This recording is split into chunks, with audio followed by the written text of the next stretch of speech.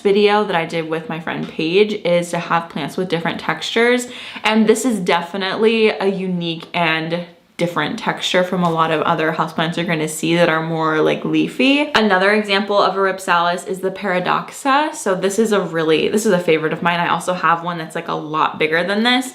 And I'm just gonna say it's a plant that has never stressed me out. Like both of these rhipsalis, I never even think about them, honestly. Like I water them when I can, but it's not a huge stressor to me to like keep up with their care and like worry about them a lot.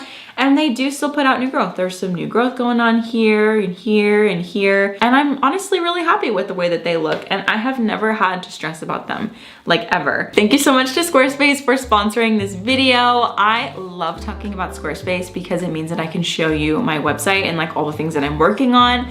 I have finished most of the pages on the site and I'm now working on the shop part of things. If you're not familiar with Squarespace, it is an all-in-one platform to share your business, your blogs, all of these things. If you want an online presence, Squarespace is a really great place to do that. So it's been a really great tool for me to just like round up everything that I do. I have made the website entirely by myself, so it's really easy to create a website and edit a website whenever you need to make edits. I currently run the Potted Together website through Squarespace, and I just revamped a couple of the pages on there like in 10 minutes because I just felt like it. They also have templates if you don't want to like create your pages from scratch. Those are really easy. They're like drag and drop. It's actually super fun to make the web pages, if I'm honest. So if you would like to check out Squarespace, you can head to squarespace.com/BeccaDeLaPlants to start your free trial. And once you are ready to launch your site, you can use my code BeccaDeLaPlants to get 10% off your first purchase of a website or domain. You've been such a good girl down there. Oh my gosh, do you just love listening to Mom talk about plants? Yeah. Can you make a sound so that I don't look like a crazy person talking to the floor? No?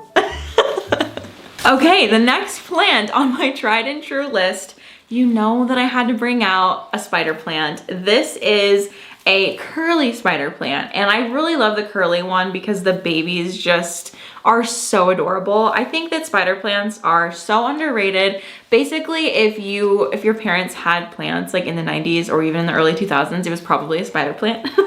So I feel like a lot of people overlook them just because they are so common, but I think that that is one of like the best things about them is that they are so common, and so you can share them with other people. You can find them really easily at the store. They're basically just like propagation machines. Like all of this down here are babies that I could cut off and share with people, or I'm keeping them on the plant because they make a really cool like hanging texture and design.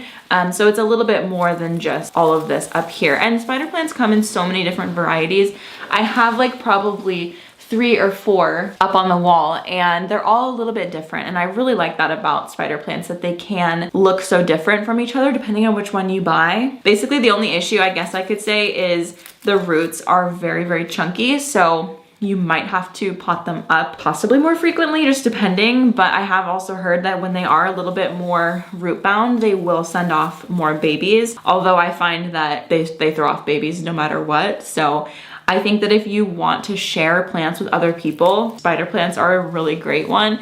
And honestly, like if you don't have a lot of time to care for your plants, spider plants are just really great because they grow really big and they do a lot of this. And if you wanted, you could easily just like turn this over and just kind of nestle it into the soil, and it will probably start rooting and make your plant like even fuller without you really having to do anything. We know that I am a little bit of an underwaterer, okay? If you've been around here for any amount of time, you probably have noticed that. But I haven't watered this plant in like probably almost a month, and it still looks this good. So that's just a true testament to the resilience of this plant, and that's why it is definitely like probably my #1 tried and true. Oh, I just accidentally broke this off. Who wants it? Okay, and my final tried and true is the Monstera deliciosa. This is a baby version because my actual Monstera deliciosa is massive. If you saw my bringing plants in from outside video, you saw how big it is. It's almost as tall as me, which is insane. And yeah, so I have a little baby version. I actually grew this one from seed. Sometimes I get questions about where I got my houseplant seeds. I got them from Plant Flix, I think.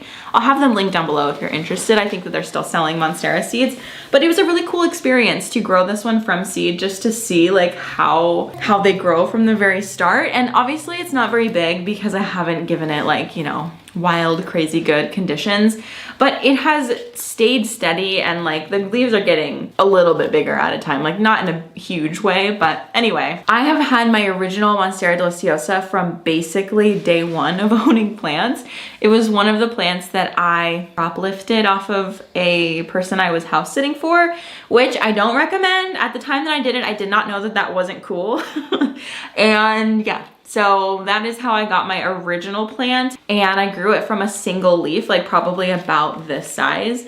And I have watched it grow from this to like this huge plant, and I ended up combining my original plant with another plant, so now it's like really, really big. But the point is, I have never stressed about that plant like ever, because it is just such a great plant to have. It is really like, how do I explain it? I don't know. It's just really easy. I've never been stressed about the lighting. I've never been stressed about the watering. When it is thirsty, it will kind of curl up and like tell you. It kind of will start looking like this. And I just really appreciate a vocal plant that like tells me what it needs. And yeah, so all of these plants that I have mentioned, with the exception of the Ripsalis, I've had basically since the beginning of my plant collecting. Well, the curly spider plant, no, but I did have a curly spider plant at the beginning. Anyway, point is, all of these plants I've had for years and years and years, and they are honestly the plants that have never failed me. They have always looked really, really good, even through times of me not being able to water them very often, or if there was ever a pest situation, they either were not affected or handled the treatment super well and didn't come out with like really any damage. So yeah, these are the plants that I would suggest if you are wanting to get started, or if you're just wanting to simplify your plant life. Thank you guys so much for watching this video. I hope that you learned something, and maybe if you're like trying to buy a plant for a friend, or if you're trying to simplify your plant collection, this will give you some inspiration to just like, you know, take it back to the basics, because honestly, the basic plants are the best plants. They're low stress, and you know, if for some reason you lose one, it's not like this huge stress and like sad thing, because you can just go to the store and get another one. It's not a big deal. But honestly, if you have these plants, I don't think that you're gonna find yourself having to rebuy them like really ever, because they are, like I said, tried and true, very stable plants. Thank you so much for watching, you guys, and I will see you in the next one.